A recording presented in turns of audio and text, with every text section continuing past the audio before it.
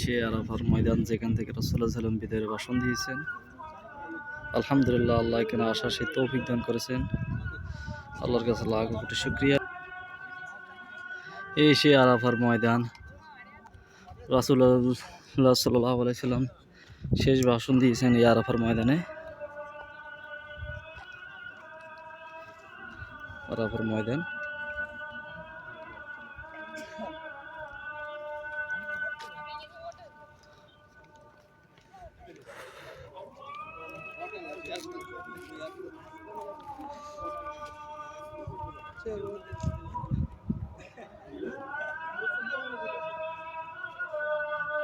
এই সে পাহাড়।